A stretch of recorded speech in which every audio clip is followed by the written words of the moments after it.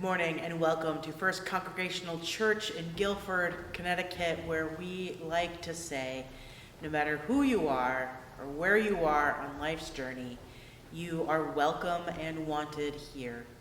This morning we are commemorating Earth Day with a little bit of a special service. Instead of a proper sermon, we are having 4 members of the congregation do some reflections on different parts of the natural world and what lessons those might teach us. So you will be seeing those 4 videos right after this introduction.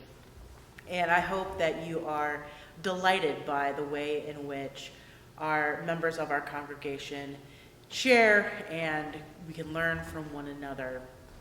As we prepare for this time of worship, I invite you to be where you are, to gather yourself into one place, to stop any multitasking, to let go of distractions, to give yourself the gift of this time, to set your intention, to hear something that you need, to take with you from this time of worship sustenance for the journey into the next week.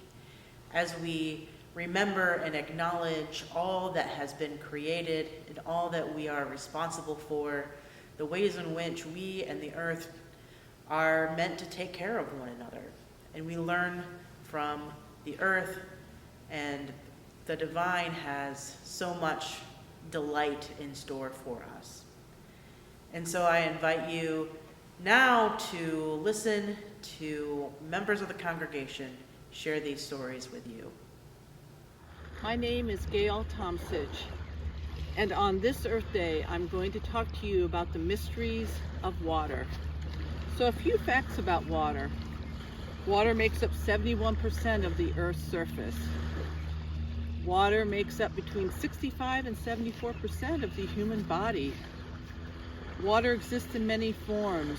Liquid water that flows, hard, frozen, ice, and water vapor in the form of clouds, dew, humidity, and fog.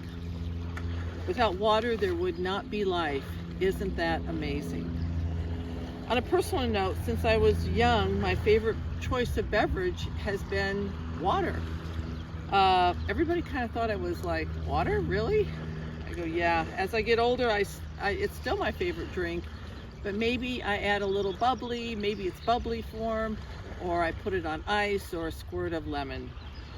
Simple and refreshing. I have a profound appreciation for the ability to enjoy water right outside my backyard. I live in Indian Cove, which is a beach community, and I enjoy taking my Boston whaler out and also kayaking, but my favorite activity is swimming. And going down to the beach.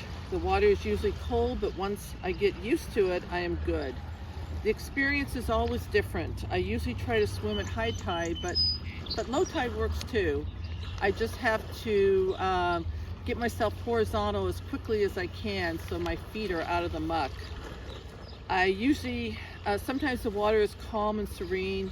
Other times the waves are high and I find myself swimming aggressively to move towards my destination of a rock outcropping many yards away.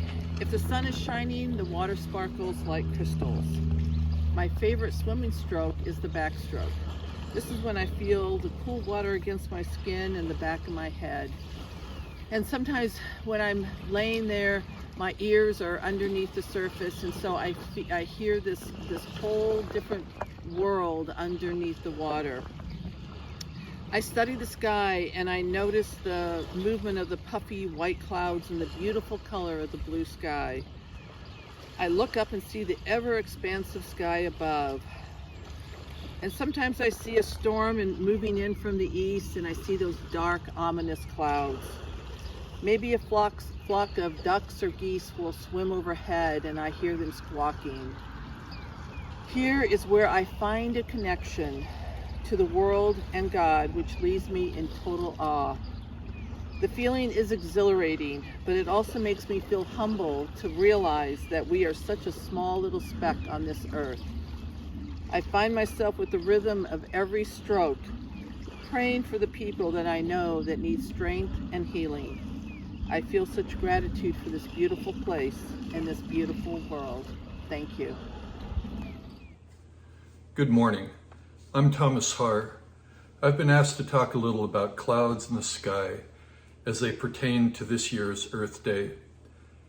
As an airline pilot, I'm fortunate to have the best seat on the plane where I get to see all kinds of amazing things. It's easy to take things we see regularly for granted. Also, it's easy to overlook the beauty when you are required to avoid danger and be ready to meet any threats or even just attend to normal professional duties. Clouds are definitely things of beauty, but they can also signal danger. Clouds are always out there, beautiful and different as snowflakes. The puffy clouds in a blue sky on a nice summer day make us happy. When they build and darken, they become more concerning, yet so very interesting in appearance. There's plenty of beauty, but also associated danger. Knowledge and experience dictate caution. Flying through them results in a bumpy, turbulent flight. If they grow tall and robust, bursting upwards and sideways, water vapor suspended in warm air, having been cooled as it rises tens of thousands of feet into the sky, finally changes into liquid or frozen precipitation. These thunderclouds can produce rain, snow, hail, and even spawn tornadoes. There is good reason to avoid them. Sometimes they appear as fog, obscuring vision, making navigation difficult. Dense fog hides the runway, providing additional challenges when landing. I do love seeing the clouds and flying through and around them, ever mindful of their beauty and potential danger. Beyond clouds, there are plenty of other astounding things to see from way up high. Moonrises in the wee hours over the North Atlantic can be magical, with distorted shapes and screaming orange colors. Northern lights in sheets of luminescent colors decorate the darkness. Twinkling stars with the occasional meteors catch the eye. A gorgeous sunrise after a black night in the image of a resurrection. Indeed, the dawning of the new day brings renewed energy and lifts the spirits. These are all part of nature, created by God. I don't know or understand how all this was created, and it's amazing to me that beauty is such an essential part of the design. It does seem, though, that often the best designs are also the most beautiful, which pleases me. I'm not a Bible scholar and will leave specifics to those better trained and more knowledgeable. This moment, it suffices to be familiar with the story of creation in Genesis and see how it describes nature and God's love for us all. What better gift than a beautiful place for us to live, flourish, and enjoy on a daily basis?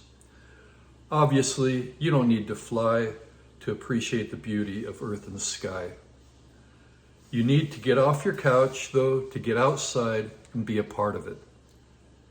I really enjoy flying and the perspective it provides, but I also really enjoy sailing, which has many things in common with flying.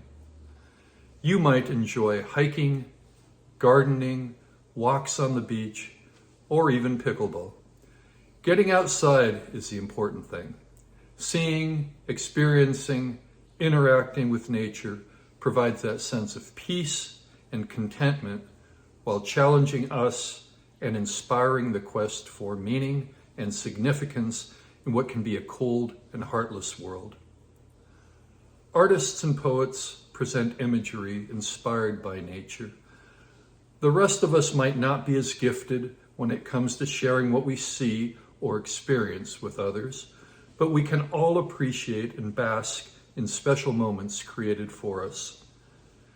God's constant recreation of the new day is essential to fill our spirits and keep us positive and reaching for new goals while reminding us how important it is to respect and care for his creation. I suggest we all remain grateful and thankful for the beauty of the sky, ever hopeful about tomorrow, confident that God's hand remains there, ready to be grasped as we contemplate, appreciate, and participate in his creation. Mount Bromo is an active volcano in East Java, Southeast Asia. I was there 30 years ago, getting up in the middle of the night to take a 2+ hour hike to see the sunrise over its crater. The name Bromo comes from the Javanese pronunciation of Brahma, the Hindu god of creation. I was in awe, a mixture of fear, this huge thing could suddenly erupt, and an overwhelming acknowledgement of the power of nature. Here is a poem I wrote a few weeks after the adventure on the 6th of September 1993. Gunung Bromo, Java. O mountain of power, let your fervent soul rest in slumber by the wake of the sulphurous pools. Let your might forever flow through those underground channels, feeding your siblings all around and lighting the sky each new dawn with echelons of spiritual colour. Rest, Mother Nature, deep in Gunung Bromo, mount of power and might, joy and sometimes sorrow. 30 years later, my wife Natalie treats me to a balloon flight in Connecticut for my 50th birthday. Rising early again, we drove to the site to flight off and see the sunrise from above the Earth's ground. Actually, not quite as high as the 7,000-foot volcano. This time, though, I was really scared, as I've become accustomed to a fear of heights as I've gotten older. But as I clutched onto the ropes of the balloon's basket as we soared upwards, once again I was in awe of our planet. So near, but so far away. It made all of us in this tiny basket breathe in a deep sigh of amazement. I offered a simple prayer of thanks when we landed, but was in utter bewilderment. Nature, our natural world, for me is God's personality, is the essence of God's spirit of creative joy.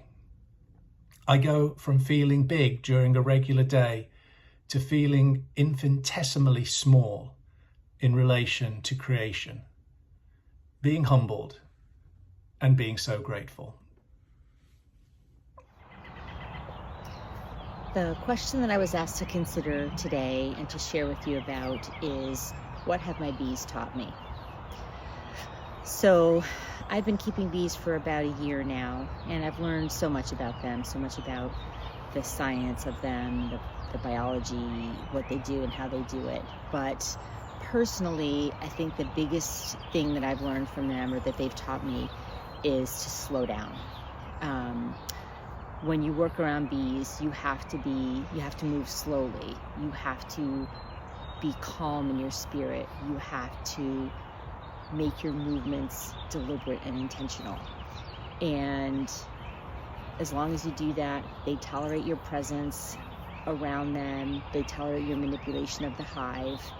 And I've been stung 3 times in the year that I've been doing this, and every single time I know what I was doing wrong. I was rushing. I turned too quickly to grab a tool. I bumped the frame up against the body of the hive, and it upset them, and they retaliated. My bad. But in learning to be calm in my spirit and slow and deliberate, I've learned to kind of overcome my natural tendency to be in a hurry, to live my life going from one task to the next, rather than enjoying the time that I'm doing the task and the time in between, taking time to look around me and see the flowers and the leaves budding and listen to the birds singing and stopping and smelling the roses, or at the very least, appreciating the honeybee that's sitting on the rose. So that's my lesson for today.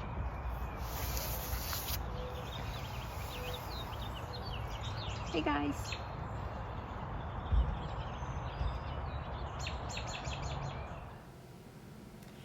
And now, from Mary Oliver, how would you live then? What if 100 rose-breasted grosbeaks flew in circles around your head? What if the mockingbird came into the house with you and became your advisor? What if the bees filled your walls with honey and all you needed to do would be to ask them and they would fill the bowl? What if the brook slid downhill just past your bedroom window so you could listen to its slow prayer as you fell asleep? What if the stars began to shout their names or to run this way and that way above the clouds? What if you painted a picture of a tree and the leaves began to rustle and a bird cheerfully sang that the silver of water was brighter than the silver of money? What if you finally saw the sunflowers turning toward the sky all day and every day? Who knows how, but they do it. Were more precious, more meaningful than gold. Amen.